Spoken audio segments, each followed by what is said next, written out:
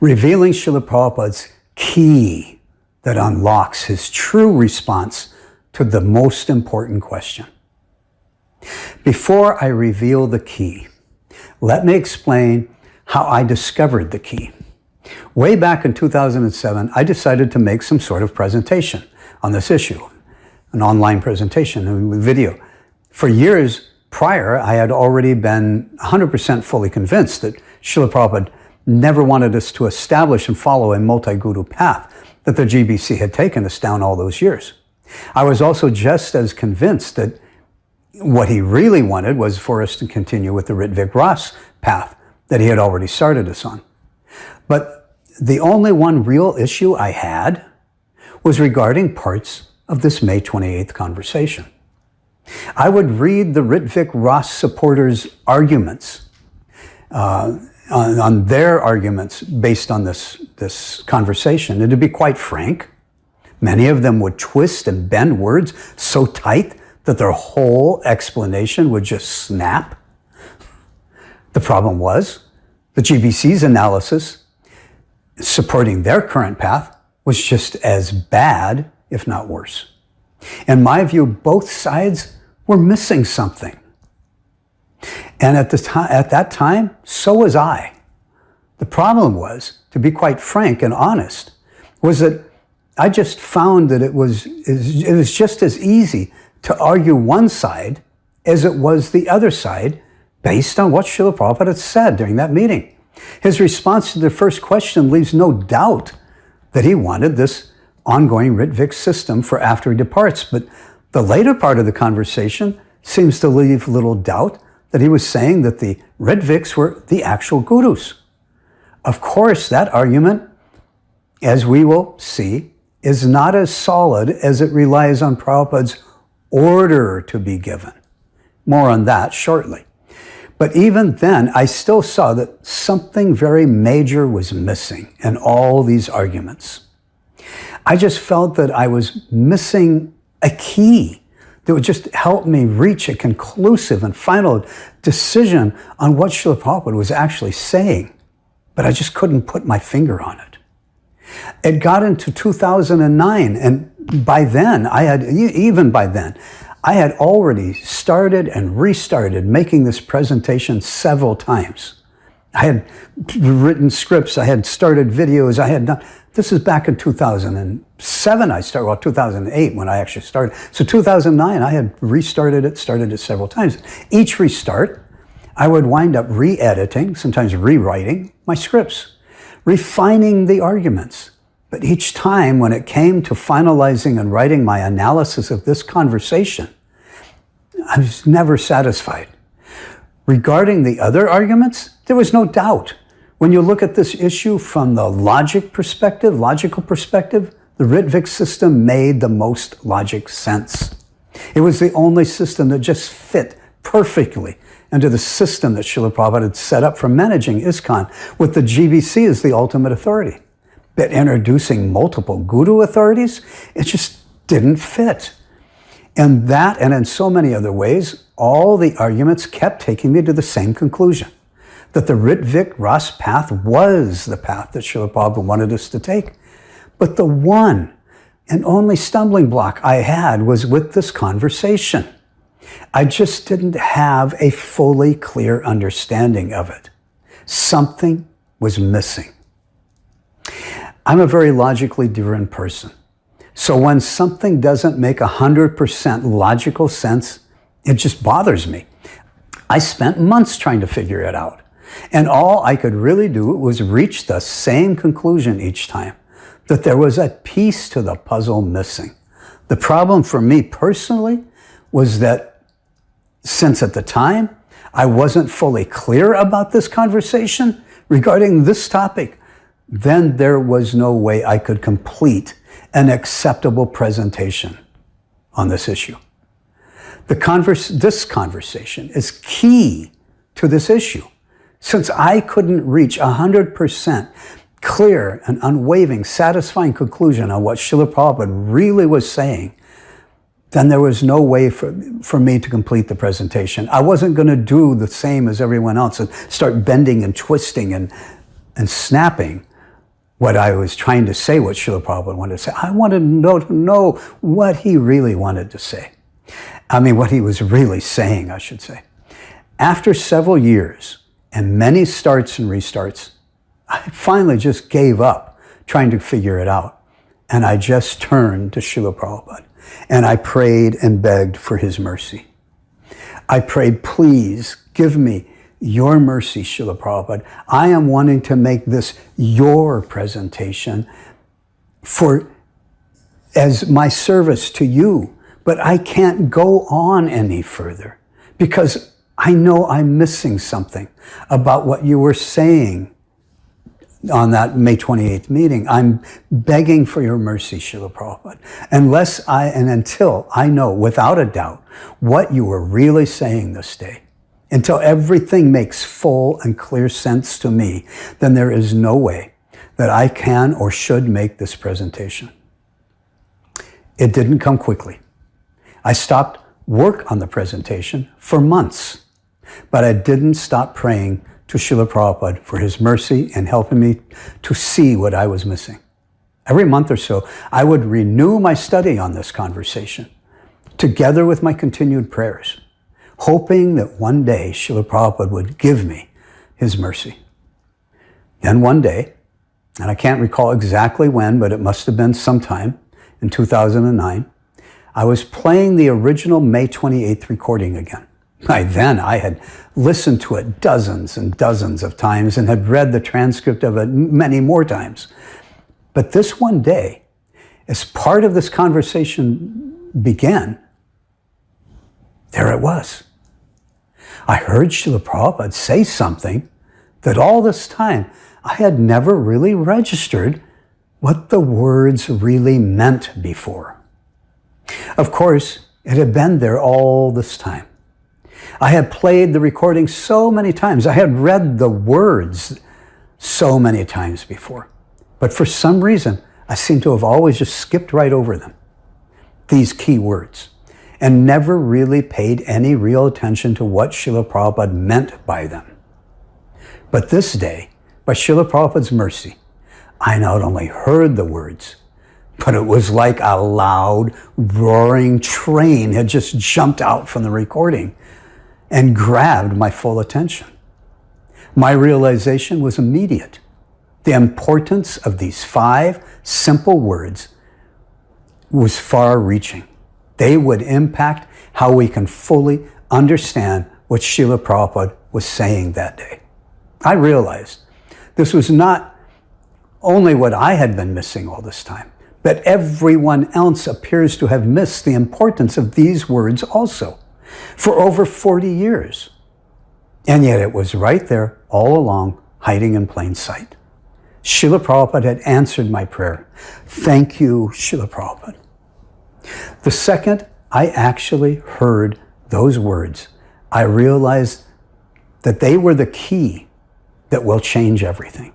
Now, I realize this is a big claim to be making, especially since 43 years, over have elapsed, and so many senior devotees, scholarly devotees have analyzed this very short conversation, and yet it seems that no one really heard or understand the importance of these 5 simple key words before.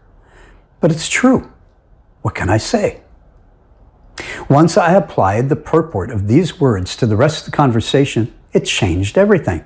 The haze disappeared.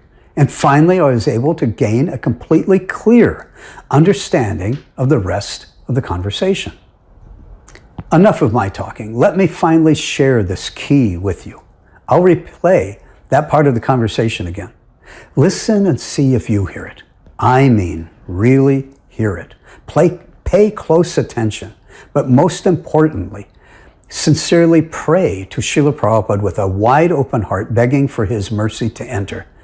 Because that's what it took for months and months for me to finally register these 5 simple words.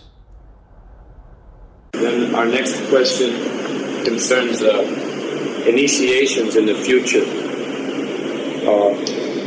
particularly at that time when you're no longer with us. We want to know how a first and second initiation would be conducted. Yes, I can recommend some of you After this is settled, I shall recommend someone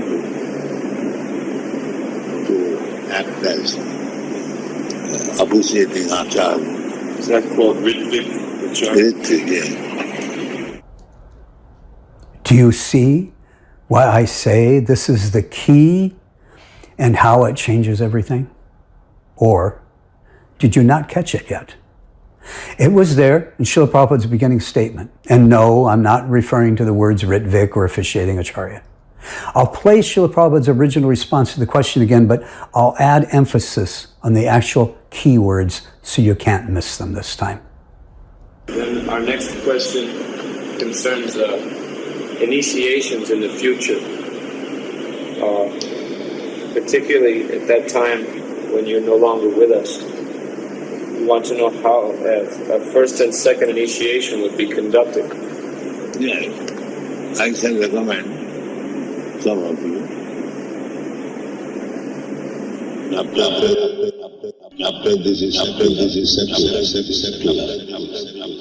shall recommend some of you to act as officiating acharya. Is that called Ritvik Acharya? Ritvik. These 5 simple words carry a most profound impact on the rest of the conversation on this topic that day and any legitimate, definitive, analytical understanding of this part of the conversation and of this issue. How is this? What is so earth-shattering about these 5 words? Let me explain. Srila Prabhupada is asked a very direct question.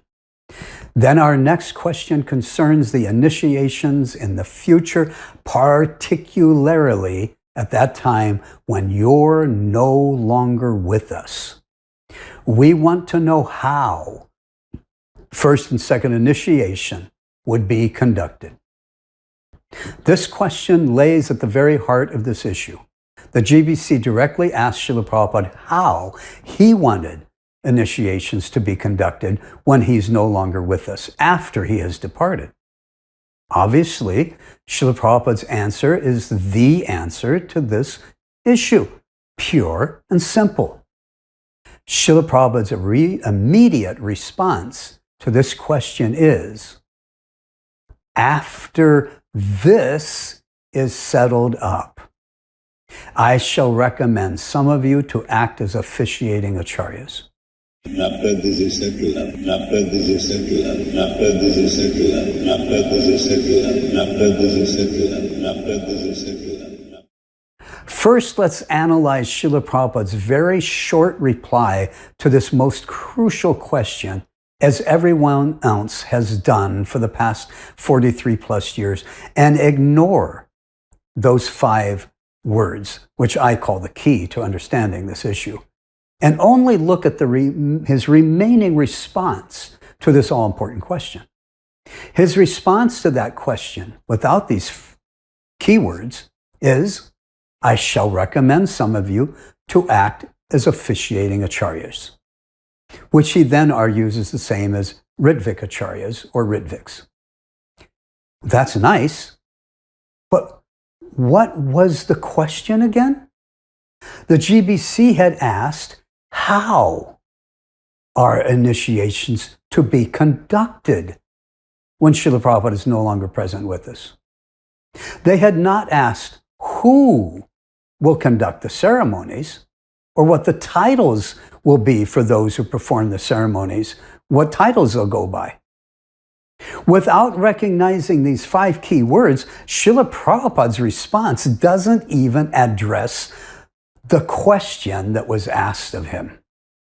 Srila Prabhupada's reply that he will soon select some of the GBC members to act as officiating acharyas, who he says are Ritviks, that only addresses who will do the initiation ceremonies. It only addresses what their titles will be. But it does not address the question as to how those initiations are to be conducted. And that was the very substance of the question that was just asked. As we have proven, the GBC already knew prior to this meeting that Srila Prabhupada had been speaking of appointing Ritviks to perform initiations when he was no longer present. What they were asking here was to find out just how that process was to be conducted, because it wasn't going to be a regular initiations. So there was going to be a little bit difference in the way the initiations would be conducted. So just what was that procedure? That's what they wanted to ask.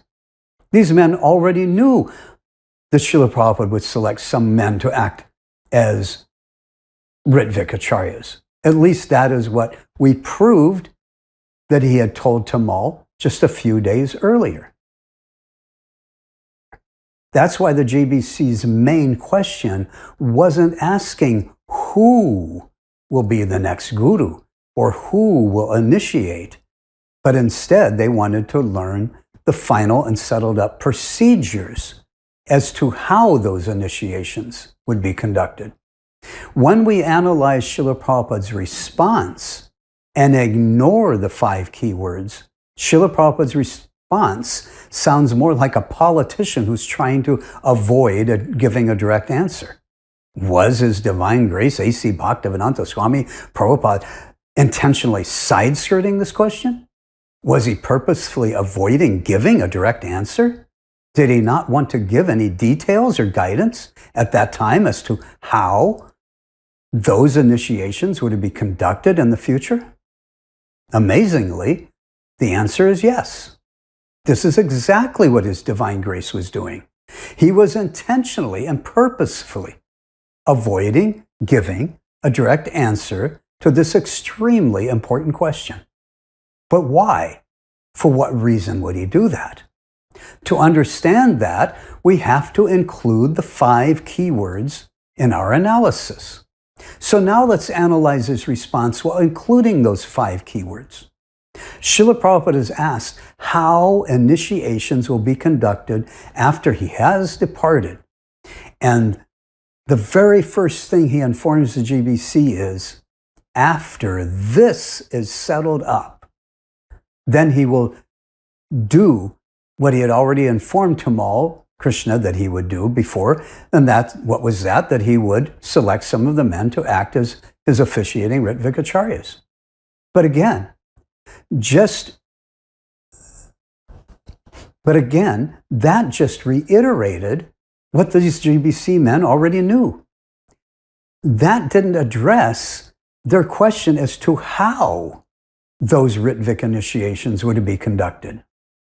But the reason Srila Prabhupada avoided giving any sort of answer at all to that actual all-important question is because this, the very substance of this question that was asked, this was not settled up yet.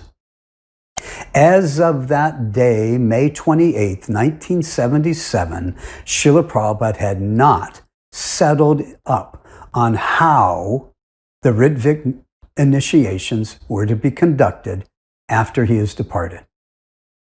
When something isn't settled, it just isn't settled. It's not finalized. Therefore, with these 5 simple words, Srila Prabhupada had informed the GBC men, and all of us today as well, that as of that day, May 28th, 1977, this question regarding how Ritvik initiations or how the initiations in the future would be conducted after he departs, this just was not yet settled up. Srila Prabhupada himself had not yet decided what the final and settled up system or procedures were to be, not at that time, regarding how he wanted those initiations conducted after he was no longer present with us. This question goes to the very heart of this issue. Yet what these 5 simple key words tell us is that His Divine Grace did not, could not give any sort of final or settled up answer as to how he wanted those initiations conducted after he has departed, because he hadn't settled this up yet. This is why Srila Prabhupada didn't give an actual answer to this question on that day. His divine grace deferred his answer to this question until a later date, until after this, their question, will finally be settled up. The importance of these 5 simple keywords and the impact on any honest and intellectual understanding of this issue cannot be emphasized enough. It is all-encompassing. Just 12 days earlier, Srila Prabhupada had announced that he would be leaving this world soon. The GBC met and discussed among themselves the most important issues that they agreed must be asked of Srila Prabhupada in order to seek his final and settled up answers to before he departs. Obviously, this was the proper thing for the GBC to do. Just days before this meeting, however, as we have proven, Srila Prabhupada met with his personal secretary, Tamal Krishna. Actually, the GBC men met and they asked Tamal Krishna to go in and ask Srila Prabhupada who will be the next Acharya, who's going to be his successor. So Tamal Krishna went and asked Srila Prabhupada that big question that was on his and everyone else's minds at that time. He asked His Divine Grace, who will be the next guru?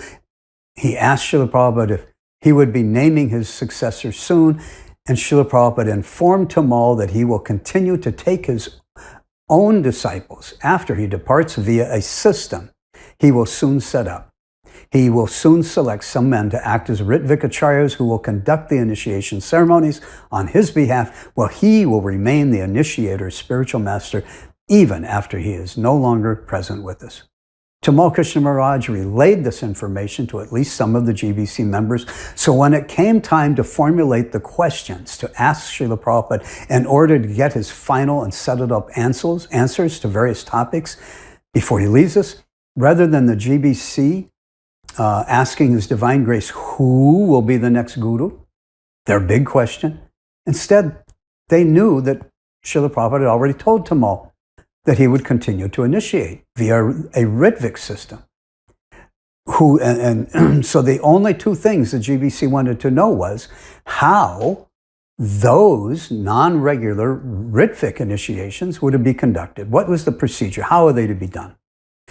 And since they wouldn't be a regular initiation, they wanted to know if these Ritvicacharyas would be given any special respect and hold any sort of relationship, like a guru type relationship, with those who are initiated by this process. This was the most important issue for the future of ISKCON's mission, the topic regarding the gurus and initiations after His Divine Grace, Srila Prabhupada, departs. Yet the GBC came up with only 2 questions for such a major issue as this. And yet, for all the wrangling, for all the many years and decades of arguments based on this conversation, for all the papers that have been written, which have analyzed this short conversation, at least as far as the ones that I've read, none of them have registered what Srila Prabhupada was really saying and meaning with these 5 key words. None of them reached the understanding that Srila Prabhupada did not answer this question that day.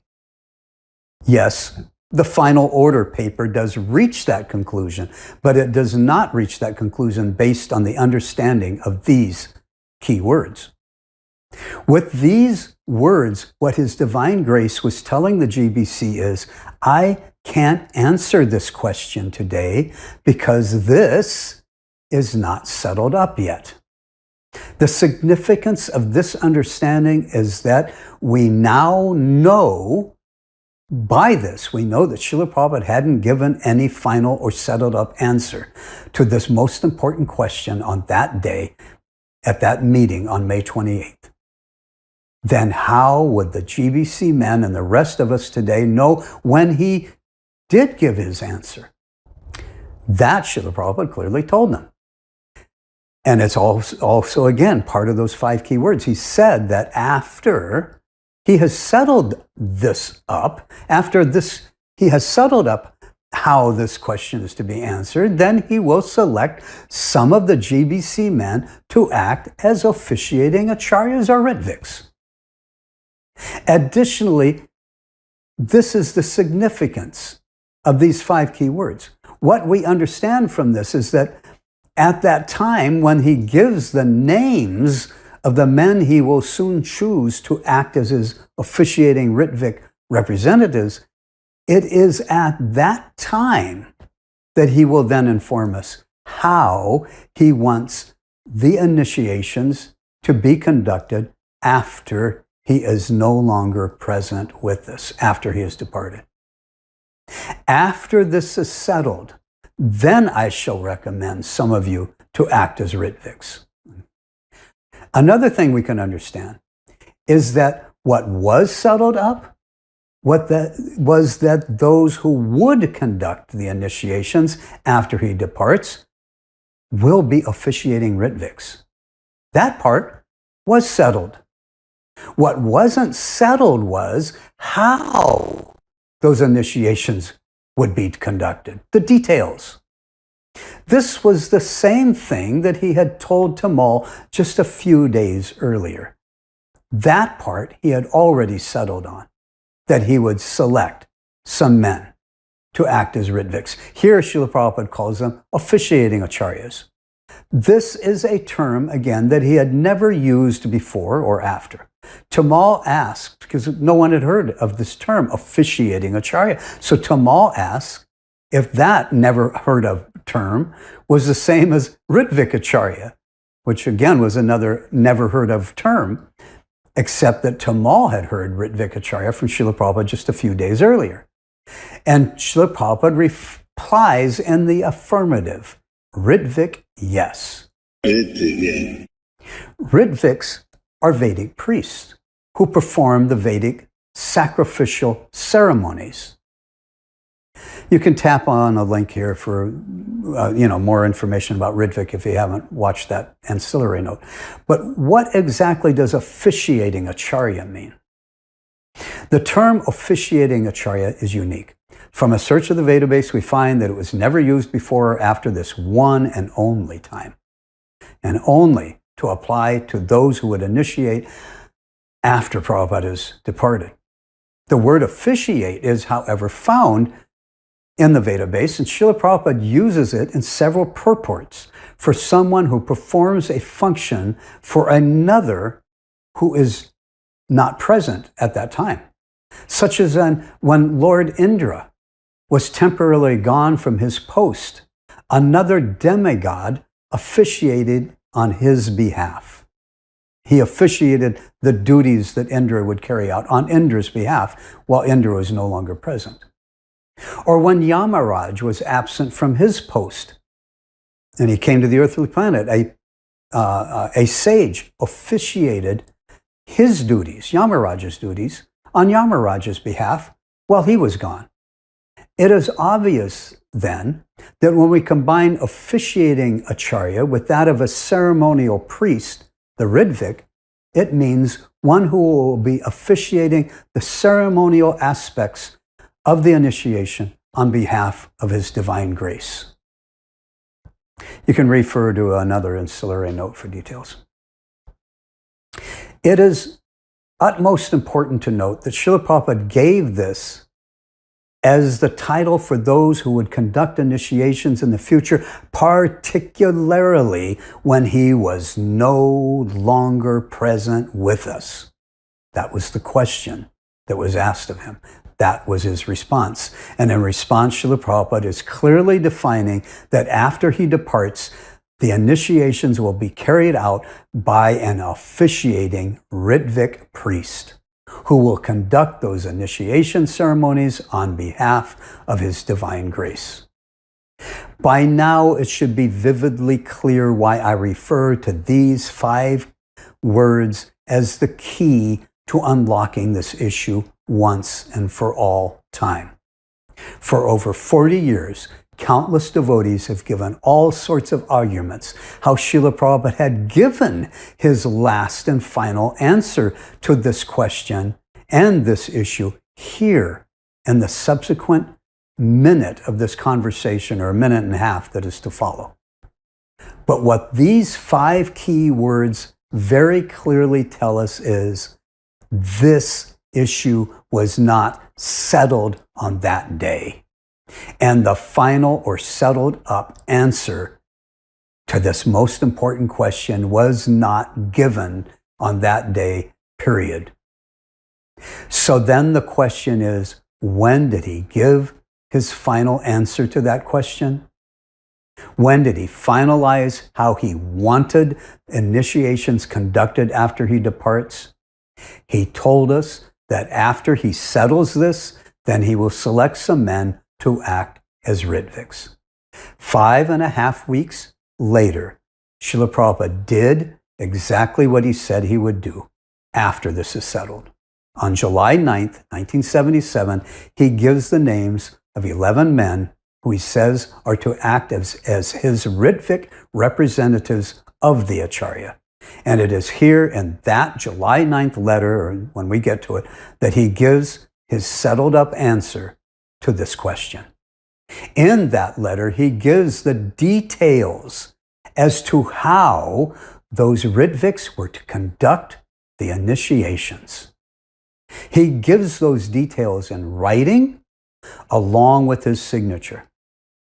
This letter satisfies the criteria that he gave, that after he has settled on how those initiations are to be conducted when he's no longer present, then he would give the names of the Ritviks that he has selected. And that's what he did in the letter. Of course, since the early days of those who spoke out that the Ritvik path is the path that Srila Prabhupada wanted us to take, for decades, devotees have been claiming that the July 9th Ritvik appointment directive was Srila Prabhupada's final and settled up answer to this May 28th question. But these 5 key words cement this understanding in stone. What these 5 key words tell us is that no matter what argument you try to give based on the remaining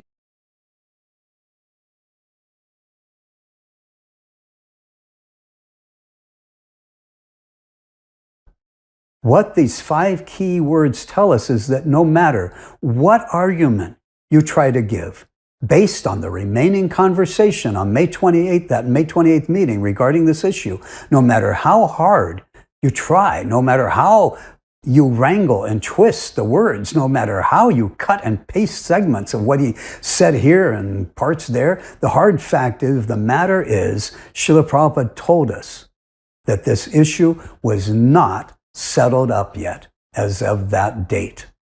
The hard fact is he didn't give a settled up answer that day on this issue. So no matter how hard anyone tries, they cannot come up to any final or settled up answer to this question based on that conversation that day. These 5 keywords make this understanding irrefutable.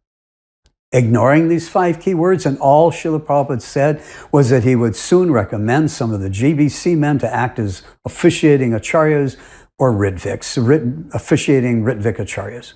Those words by themselves, it's just a title. Without those 5 keywords, it didn't address the question the GBC asked at all. Naming some men to act as Ritvik acharyas, giving that title, that doesn't answer how the initiations are to be conducted.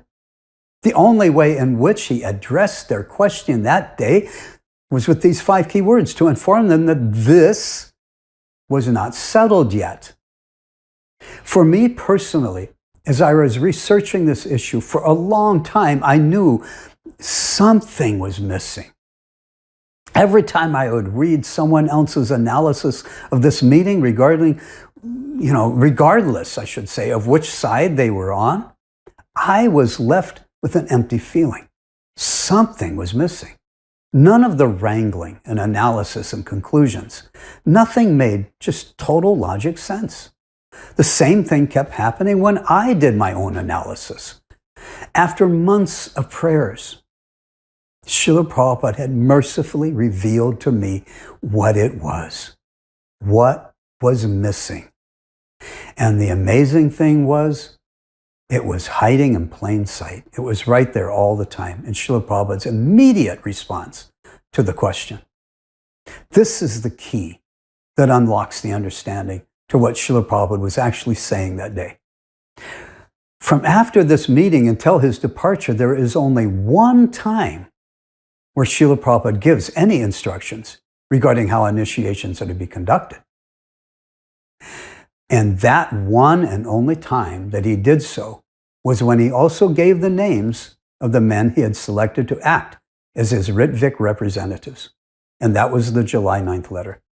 When we get to that July 9th timeline, I will go into more detail regarding the evidence found in that letter that proves that that letter was in fact Srila Prabhupada's final and settled up answer to this question that the GBC asked him on May 28th. What these 5 simple keywords do is they completely annihilate the GBC's stand on this issue. The GBC have based their understanding and premise of their multi-guru system on the remaining conversation on this topic that day. They have argued that when Srila Prabhupada was referring to actual gurus and how they would accept their own disciples, his grand disciples, and that they accepted that was his final and settled up system that he wanted. But that understanding was wrong. The hard fact is that any attempt to construe any sort of settled up conclusion as to how initiations would be conducted after Srila Prabhupada departs from the remaining part of this conversation is futile, period.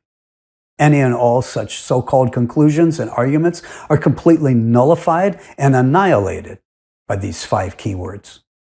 No one, not even the GBC, can claim to be able to reach a conclusion as to this based on the remaining conversation on this topic during this meeting. No one can do so because not even Srila Prabhupada was able to give a conclusive, settled up answer to this question that day because he himself hasn't settled it yet. This could not be any clearer. Those who try to reject such clear evidence would do so out of sentimental feelings only, because they feel that Srila Prabhupada cannot continue to accept direct disciples via this process. Therefore, they feel they have to reject all arguments and logic that defeats their view.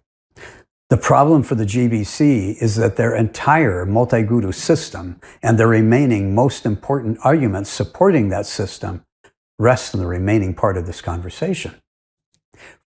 For 40 plus years, they have claimed that it was in this meeting on May 28th that Srila Prabhupada gave his final and settled up answer to that question in the remaining discussion that took place. It is a fact that the GBC went into Srila Prabhupada's room that day to learn and obtain his final and settled up answer to this question. What they missed is these words, where Srila Prabhupada clearly told them that he cannot give them any settled up answer that day. They missed that, and because of that, unfortunately, the GBC mistakenly thought that Srila Prabhupada and the rest of the conversation had given his final settled up answer. That when he was speaking of giving his order for one to become actual guru, they thought that applied to the Ritviks.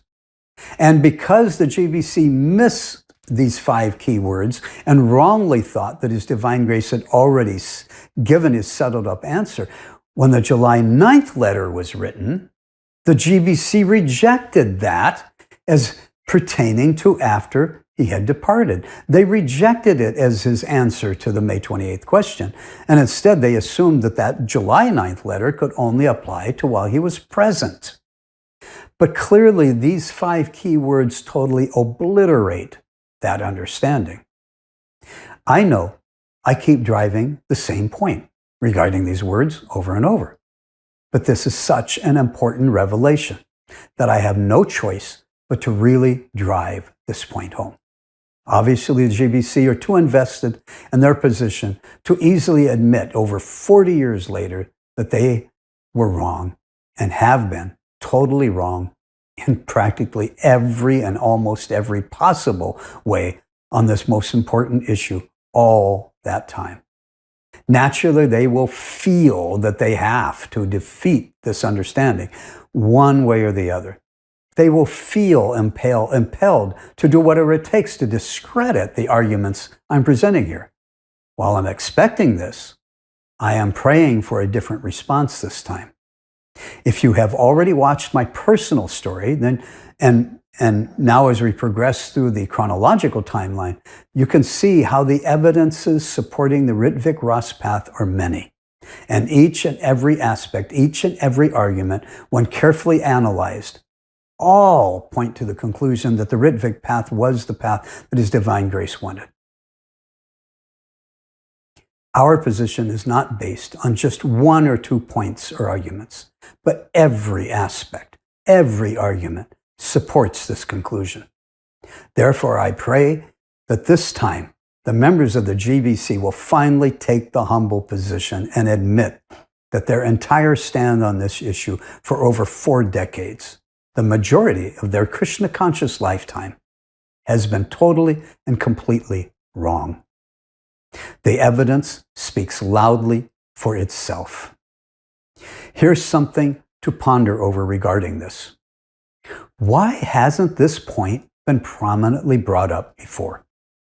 Why haven't there been any other arguments given on the basis of these 5 key words before? Why didn't Tamal Krishna's brain, or Satsvarup's brain, or the brains of the other GBC men present that day, why didn't their brains register these words at that time when Srila Prabhupada spoke them? Satsvarup was the one who asked this question. Srila Prabhupada was directly answering him. And all those men present, why didn't Satsvarup's brain or the others present register these 5 simple key words? Why didn't they register that this, the question they just asked, that this wasn't settled up yet? These are really good questions. It has been over 40 years, and it appears that no other GBC's brains, or the brains of so many other Prabhupada's disciples, had registered the profound impact these 5 simple keywords carry regarding this issue as well. Okay, I admit that I'm taking a bit of a jab and a dig here at the GBC, and really, that was my first reaction when I, for the first time, actually heard these words and realized what Srila Prabhupada was actually saying with these 5 words. It seems strange that no one on the GBC had realized the real importance of these words before. But then I realized I had been intently studying this issue for many years myself. Years, not just a few seconds as Prabhupada was speaking the words. I had been studying this for many years. And for months prior to this, I had been reading and studying the transcript of this conversation over and over, and listening to the actual recording over and over so many times. Yet my brain never registered these 5 keywords all that time either, with months and months and basically years of listening and studying it. Now, what in the world? Why and how is that? Really? After you do hear those words and accept their understanding, there is nothing complicated about it. Srila Prabhupada is asked a question, and he basically replies, this isn't settled yet. Of course, his actual reply was, after this is settled, then I'll do something. But the meaning is the same. He was clearly telling them that this, the principal subject and the content of the question that was just asked of him, this was not settled on that day. And yet, and that once it is settled, then he will take a very specific action. Once I saw this, it was just very simple. It was a simple thing to understand. So why, for over 40 years, and after so many senior devotees, intelligent devotees, have studied this issue and spent hours analyzing this conversation, how and why is it that no one really paid any attention to those words before? At least I had not come across any article that took notice of these 5 keywords and extrapolated them, the true impact of their meaning and importance regarding this issue?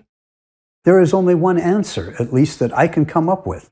And partly, it must be the same reason why it has taken me so many years to get this presentation completed. Maya. Either Mahamaya or Yoga Maya. Either way, it's been Maya. But if it was Yoga Maya, that caused everyone to simply miss the real importance of these words, then this would mean that this was what Krishna wanted. But then why would Krishna want that the GBC had totally misunderstood what path Srila Prabhupada had actually wanted us to go on all these years?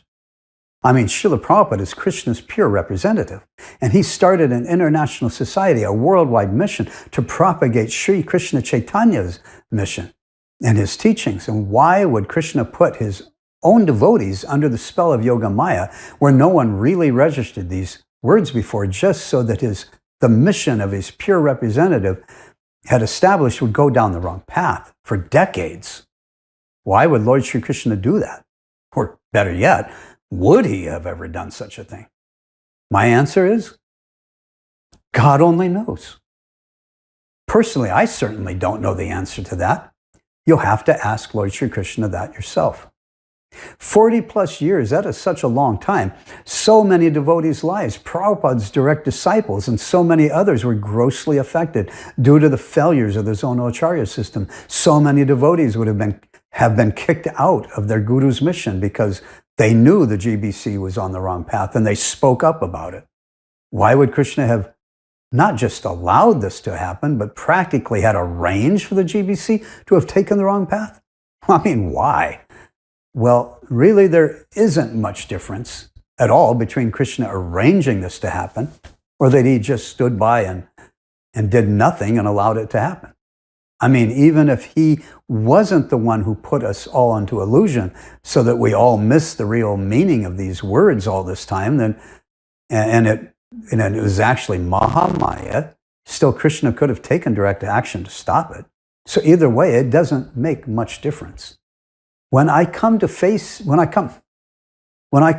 to face with these type of questions, I remind myself that we are living in the material world after all. And this is Kali Yuga. Kali Yuga means it is a time of chaos. Krishna sends his pure devotees, and they give us the path that we need to get out of the samsara of birth and death. But after the pure devotee leaves, Maya runs the show here in this material world. And this is Kali Yuga, the time when chaos prevails. If there wasn't such chaos, then it wouldn't be Kali Yuga. But what about all the hard times and struggles so many devotees suffered due to the GBC going down the wrong path? Krishna promises he will protect his devotees. Why did he stand by and he did nothing? Well, so many of us suffered. Well, again, this is the material world. This is the place of struggle and suffering from the highest planet down to the lowest. All are places of misery wherein repeated birth and death take place. This is the material world.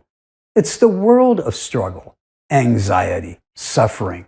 That is what the material world is all about. And yet, Lord Sri Krishna has protected us. He sent Srila Prabhupada here, and everything we need to go back home, back to Godhead, is there in his books. Everything. Srila Prabhupada's teachings. That is the real protection. The path, the way out, that path has always been there. And suffering in the material, that will always be here also. Another analogy I look to is how Lord Sri Krishna could have prevented all the calamity between the Pandavas and Duryodhana. Krishna could have revealed who Karna was, even when Karna went to compete for the hand of Draupadi. But he was refused because no one knew, they didn't know that he had been born a Kshatriya. The truth was, he was not just a Kshatriya, he was the eldest son of King Pandu, the king of this planet. He was the oldest of the Pandava brothers. He was Arjuna's oldest brother. If Lord Krishna had intervened at that time, and he spoke up and told everyone who Karna was, and Karna was able to compete for the hand of Draupadi, he would have defeated Arjuna, and he would have won Draupadi instead. He would have inherited the throne and become the next king of the entire planet. And since she had become best friends with Duryodhana, the whole conflict would have been avoided. Lord Krishna knew all this. He knew it all along. Why didn't he tell everyone? His dear devotees, the Pandavas, had to undergo so many insults and hardships. And yet they were Krishna's own cousin brothers, but more importantly, there were his dear devotees and friends. If Krishna had told everyone what he knew, there would have been no battle of Kurukshetra. The Pandavas wouldn't have had to suffer as they did. But at the same time, Krishna wouldn't have spoken the Bhagavad Gita as he did. Lord Krishna put Satsvarup, Tamal Krishna, and everyone else in Maya for so many years, such that no one has registered these keywords before. Why? Because it is the material world, and it is Kali Yuga. The real lesson we all need to take seriously is that above all else, we must take full shelter of Srila Prabhupada's teachings. Do our business in this God-forsaken material world and get out. As our godbrother Bhakta George has sung, gotta get out of this place. By Lord Shri Krishna's grace, my salvation from the material world. We need to get and remain serious about being Krishna conscious and do whatever it takes to endear ourselves to Lord Nityananda and Mahaprabhu, to Srila Prabhupada, and hang on to their lotus feet and don't let go. What should have occurred if Satsvarup had actually registered and understood what Srila Prabhupada had just said? How would that have changed the outcome of that conversation that day? Satsvarup would have immediately realized that Srila Prabhupada had not yet settled up how he wanted the initiations to be conducted after he departs.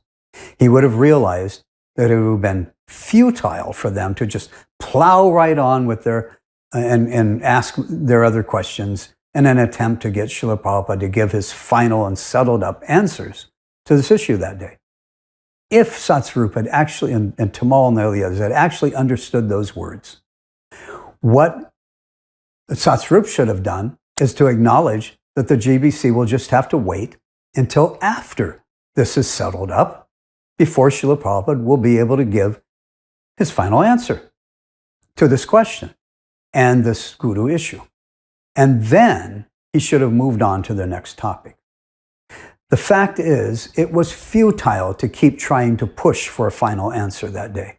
But unknowingly, that is exactly what Satsvarup and Tamal Krishna did, because these 5 keywords didn't register in either one of their brains, or to be fair, no one else's brains, it appears, for over 40 years. Satsvarup just plowed straight on into their second question on this topic, still determined to get final and settled up answers.